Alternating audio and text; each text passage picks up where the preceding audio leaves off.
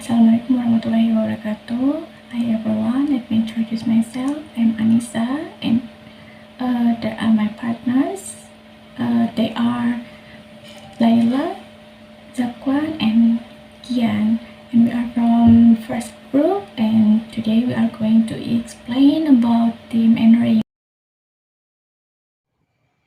Okay, thank you. The first material is minor versus major clause. Minor clause adalah klausa yang tidak memiliki predikator. Contohnya seperti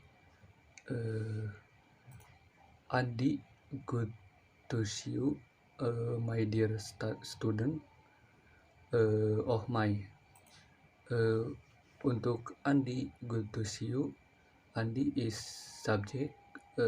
Good to see is pinite. You is complement. My dear student, my dear is subject, student is complement, dan yang terakhir yaitu oh my. Oh is adjective, my is subject.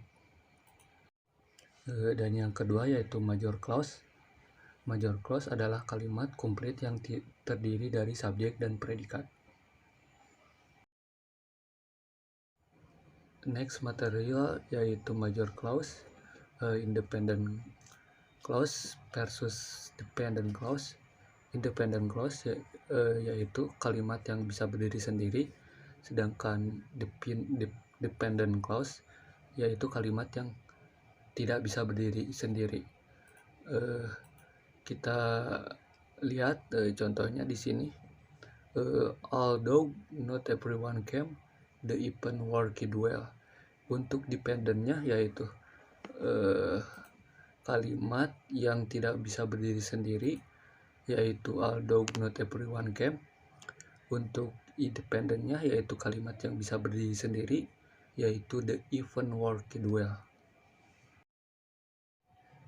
Selanjutnya yaitu materi independent clause, non-elliptical versus elliptical. Elliptical adalah jawaban yang sudah diketahui dan dimengerti, sedangkan non-elliptical sebaliknya, yaitu jawaban yang belum diketahui. Contohnya yaitu who has not taken dinner yet. I'm not sure.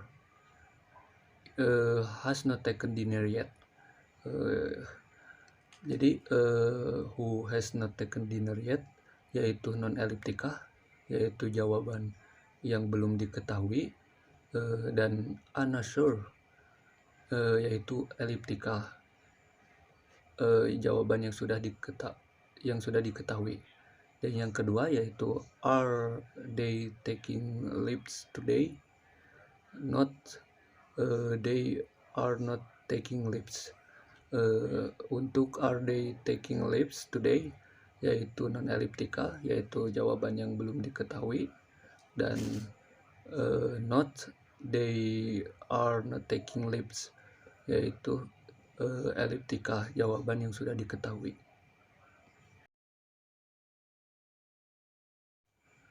Dan materi yang terakhir yaitu clause complex expansion. Dalam materi ini ada 4 expansion, yaitu yang ke-1 elaboration, yang kedua yaitu extension, yang ketiga enhancement, dan yang terakhir yaitu projection. Untuk materi elaboration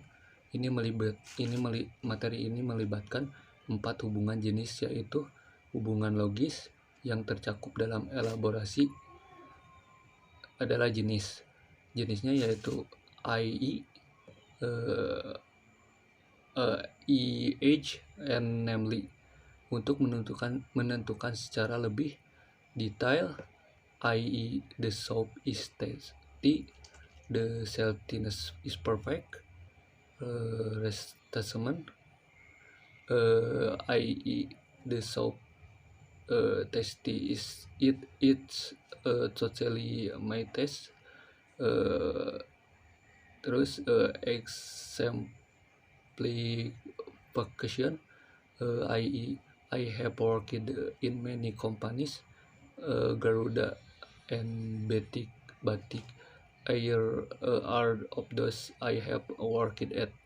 Dan yang terakhir yaitu comment, i.e. the soup is served after this, the chef did wonders. Dan yang kedua yaitu materi extension. Extension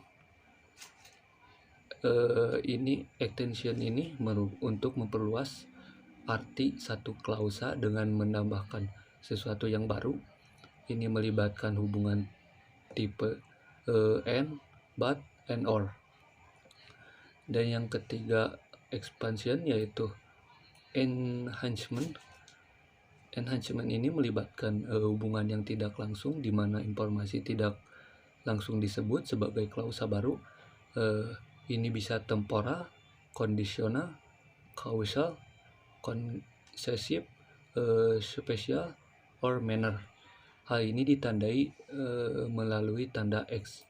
For example, I went to rehearsal. Ditandai tanda X after I reached to read all day. It is temporal. Yang kedua yaitu you don't have time to practice. Ditandai tanda X.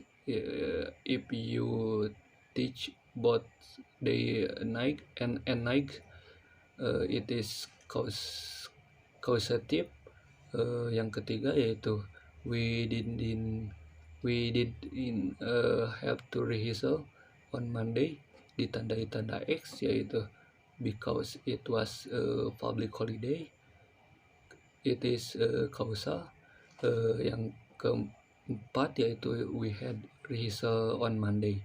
Ditandai tanda X although it was in public holiday. It is concessive. Yang kelima yaitu we rehearsed at Kidron Park High School. Ditandai tanda X yaitu where we always rehearsal. It is special. Yang terakhir yaitu I'm developing a more pleasing sound. Ditandai tanda X by changing my embouchure. It is manner. Expansion yang terakhir yaitu projection. Projection ini menghubungkan klausa dengan memproyeksikan satu proses melalui yang lain, baik dengan mengutip atau melaporkan, baik makna gagasan dan susunan kata yang dapat diproyeksikan. Kata-kata yang dapat diproyeksikan ditandai dengan tanda kutip 2, dan ide yang diproyeksikan ditandai dengan tanda kutip 1. Proyeksi juga dapat memproyeksikan proposi informasi atau proposal barang dan jasa. Proyeksi ini terjadi melalui proses mental dan verbal.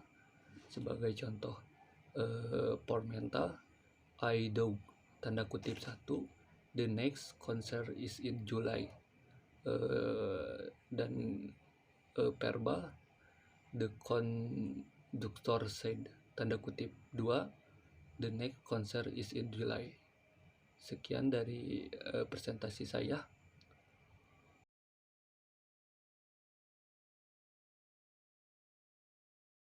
Alright, we have that will be for introduction to clause complex. We have them or Rheme. Point of departure, the beginning and the end. The beginning is where we continue the previous ideas. Example, it was a nice day for me. I was thinking to grab some breakfast in the store before the station. And then them, element as, that come as first in the clause, and Rheme the rest of the clause. And then type of them, additional topical them, usually but not always the first nominal group in the clause subject. We have an example here, like the nominal group as them, nominal group complex as them, embedded clause, adverbial as them, prepositional phrase as them, complement as them. And then here we have type of them, textual. This them relates the clause to its context by using conjunctive, adjunct, or conjunction. Conjunctive, adjunct are more free to move in the clause. And then conjunction are restricted in the beginning, continuatives. A set of items occurred in the beginning of a new move, like well, okay, and to other. And we have an example here, like all they give you a cup of tea. All is a junk content, and then textual, they will be subject, topical, to be a mood, and give to be a finite predicator, and give can be a finite but can be a predicator, and then you will be complement and will be residue, and here the like to be a Rheme, and then or until they will be a them. And then type of them multiply usually occurs in the tags which take place before the obligatory topical them. And then we have the example, two example here, the column. And then for the last, them and mood declarative. Like this, I would like to explain you about this example. We have the text. You probably have not got much more than I. So I will do presentation about theme and mood. In the number 1, theme and mood elliptical declaratives. Elliptical declaratives clauses are informational, significant components of the structure will depend on the context.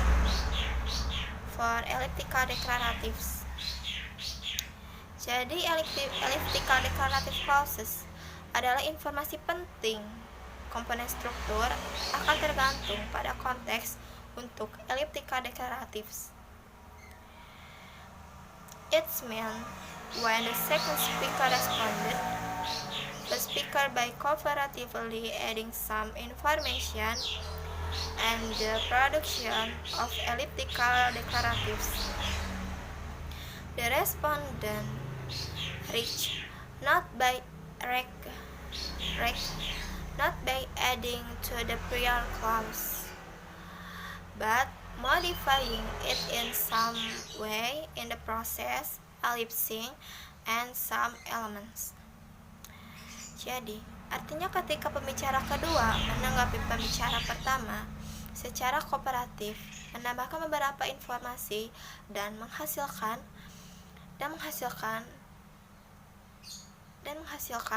elliptical declaratives.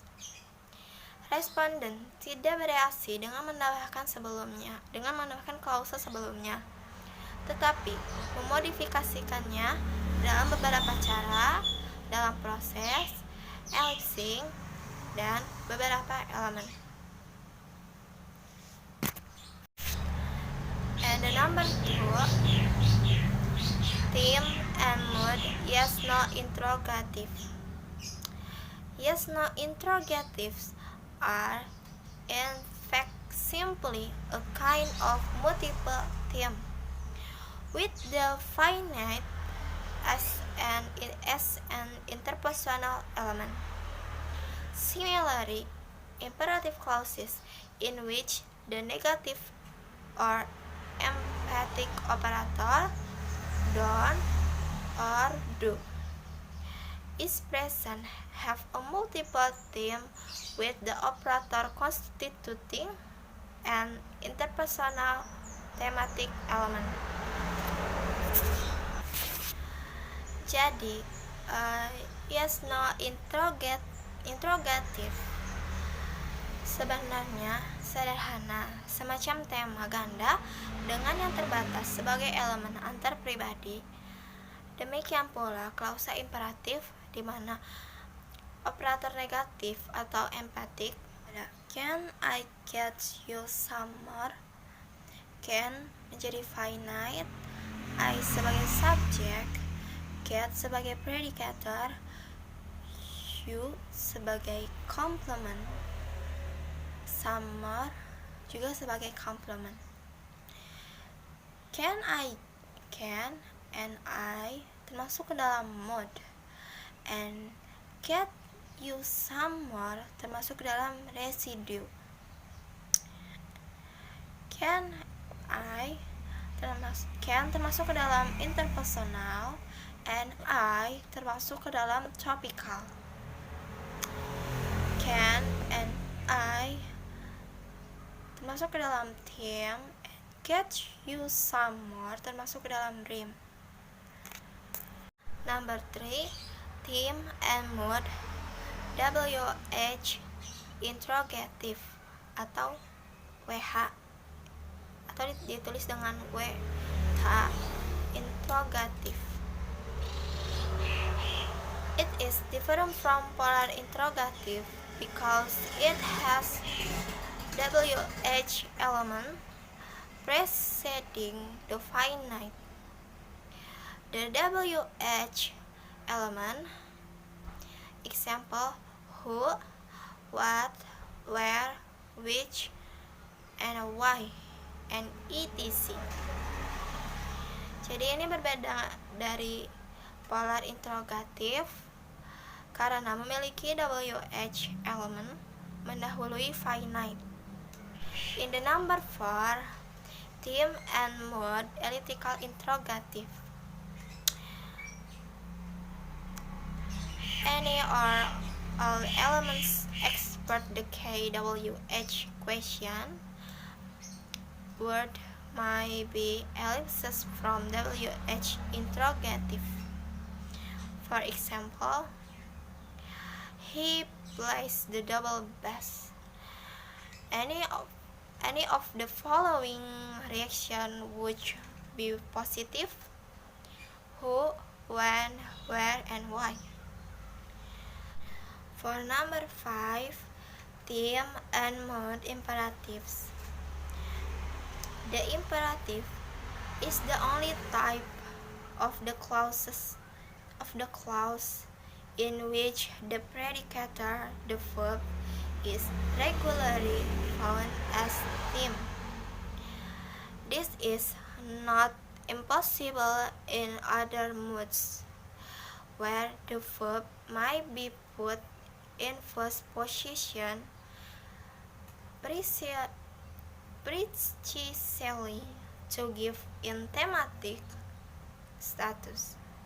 Example, forget it in never shall, but in such clauses it is the most high marked choice of all. Jadi imperatif adalah satu-satunya jenis klausa di mana predikator atau kata kerja atau verb secara teratur ditemukan sebagai theme. Ini bukan tidak mungkin dalam mood di mana kata kerja atau verb diletakkan terlebih dahulu di posisi tempat untuk memberikan status tematik. For example, take this. Take termasuk ke dalam PR, material, topical, and theme. This termasuk dalam goal and Rheme. For example, number 2, let's have more soup. Let's termasuk ke dalam subject, mood, aktor, topical, and theme. Have termasuk ke dalam predicator, residue, PR, material, and Rheme. Some more soup termasuk dalam complement, residue, and goal and Rheme. Thank you and sorry if I made a lot of mistakes in this presentation. Okay, I'm going to explain about minor clause, clause complex, and thematic progression. The first material is about minor clause. So, what is minor clause? It is a clause with no mood or transitivity structure. Usually, it is used as calls, greetings, and alarms. Jadi, minor clause itu adalah klausa yang tidak memiliki struktur transitivity atau struktur mood. Dan biasanya itu berfungsi sebagai panggilan, salam, ataupun pengingat. Because minor clause carry neither transitivity or mood structure, so there is no thematic structure can be identified. Jadi karena minor clause ini tidak terdiri dari transitivity atau mood structure, jadi tidak ada struktur tematik yang dapat diidentifikasi dari klausa ini. For example like, oh good, thanks a lot, and other example like, good night, well done, and goodbye. Okay, the second material is about clause complex. When we are analyzing clause complex, there are two systems that we need to see. The first one is taxis, and the second one is logico-semantic. Taxis is divided into two, they are paratactic and hypotactic. Jadi, ketika kita menganalisis suatu klausa kompleks, ada dua sistem yang perlu kita lihat. Yang pertama ada taxis, dan yang kedua ada logico-semantic. Nah, taxis ini dibagi menjadi dua lagi, yaitu paratactic dan juga hypotactic. Let's see the slide. It is about paratactic. So, what is paratactic? It is the placing of clause one after another to show the relation between them, and it consists of the two independent clause. Jadi paratactic ini adalah penempatan klausa yang satu setelah yang lainnya secara terpisah untuk menunjukkan hubungan di antara mereka, dan itu terdiri dari dua independent clause. And the paratactic is combined using conjunction for, and, nor, but, or, yet, and so. Dan paratactic ini biasanya dikombinasikan menggunakan conjunction for, and, nor, but, or, yet, and so. So, each clause is given an individual thematic analysis. Jadi masing-masing dari klausa ini diberikan sebuah analisis tematik secara individual. Okay, let's have a look to the example. The first one, we get a liter of milk and it stands this tall. And the sentence is divided into two clauses. The first one is you get a liter of milk, and the second clause is and it stands this tall. Okay, let's see the clause one. You get a liter of milk. You as a team and get a liter of milk as a Rheme. And let's move to the clause 2. And it as a team and stands this tall as a Rheme. Okay, let's move to the second example. They may be giving blood, and ellipsis of they shouldn't be. The sentence is divided to two clauses. The first one is they may be giving blood, and the second clause is an ellipsis of they shouldn't be. Okay, let's see the clause 1. They as a team and may be giving blood as a Rheme. And in the clause 2, and as a team and shouldn't be as a Rheme. Jadi, kedua klausa ini merupakan klausa kompleks. Dan kata conjunction and ini ditunjukkan sebagai pemisah antara klausa 1 dan klausa yang kedua. Lalu ketika paratactic dianalisis, dengan klausa kompleks yang kaitannya dengan text relation, maka klausa 1 diberi label 1 dan klausa yang kedua diberi label 2. Next material, it's about hypotactic. So, what is hypotactic?